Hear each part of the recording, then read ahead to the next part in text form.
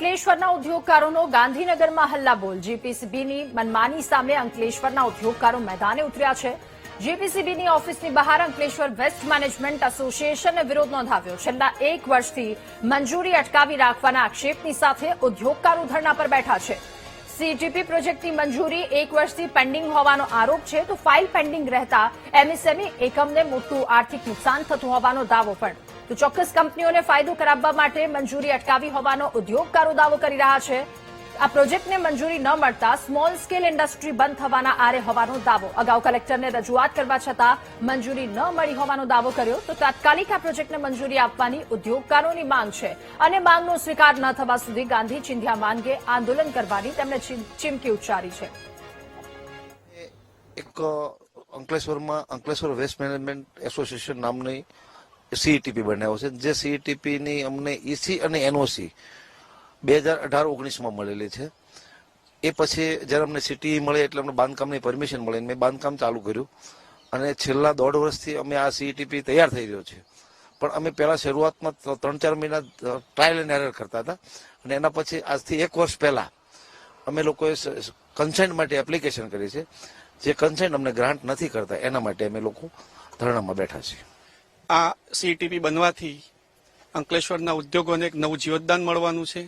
છેલ્લા 365 દિવસ ઉપરાંતથી અમે જે હેરાન થઈ રહ્યા છીએ, નાના કારણોસર અમારી સીસીએ રિજેક્ટ થાય છે, નોટિસ ઓફ ડાયરેક્શનો આપ્યા કરે છે, એના જવાબ આપ્યા કરીએ છીએ। જો આ સીટીપી ચાલુ થાય પછી જ એનું પરફોર્મન્સ તો ખબર પડે ને ખરેખર। તો જે આ ગવર્મેન્ટે બનાવીને આપવો જોઈએ સીટીપી, અમે અમારા ઉદ્યોગો પાસે લોન લઈને 100 કરોડ રૂપિયાનો ઈટીપી બનાવ્યો છે। ઉદ્યોગકારોએ પોતાની મૂડી કાઢી છે અને આ નો પ્રોફિટ નો લોસ બેઝિસ પર અમારો આ સીટીપી બની રહ્યો છે અને બનીને તૈયાર છે અને અમને ચલાવવાની પરમિશન નથી મળતી। તો આનાથી ઉદ્યોગોને તો નુકસાન થઈ રહ્યું છે, પણ સાથે સાથે ગવર્મેન્ટને પણ મોટું નુકસાન થઈ રહ્યું છે।